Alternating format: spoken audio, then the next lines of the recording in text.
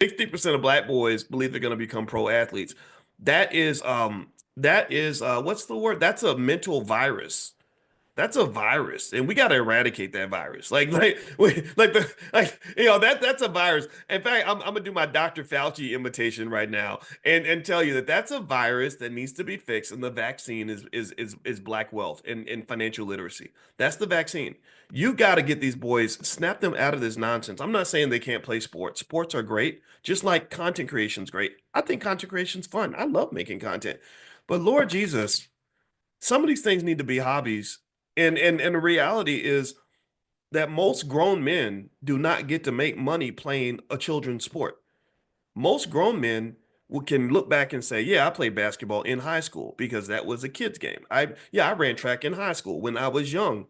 Most men are not gonna be 30 years old saying I made my money because I just ran in the Olympics, or I made my money, you know, dunking on LeBron. Like, but that does not happen very often. And the idea that so many black boys have been sold that dream, that prospect theory, that survivorship bias should absolutely alarm you, because this has a multi-trillion dollar loss on the black community. This causes a multi-trillion dollar economic loss in the black community.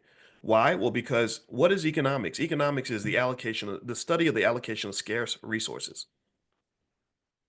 The allocation of scarce resources. That's one branch of economics. Your time is a scarce resource.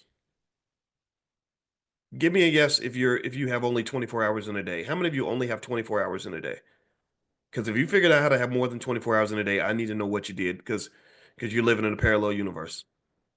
So we've all only got 24 hours in a day. That's a scarce resource. We only have so much attention. That's a scarce resource. We only have so much energy. That's a scarce resource.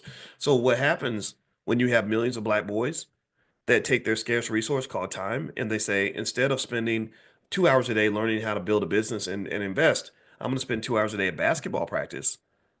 Some would say that that's a misallocation of a scarce resource, not because basketball is bad, not because sports are bad. I met a brother the other day who's a pro athlete, and he said, "Sports taught me everything about life." And I said, "Yeah, sports does. Sports taught me a lot about life too." But the problem is that many of them really think this is going to be their profession. And what happens is, not only are they investing in sports as if it's going to be a profession, they're investing in sports culture as if that's going to be their lifestyle. Because unfortunately, the athlete rapper culture is not pro family typically.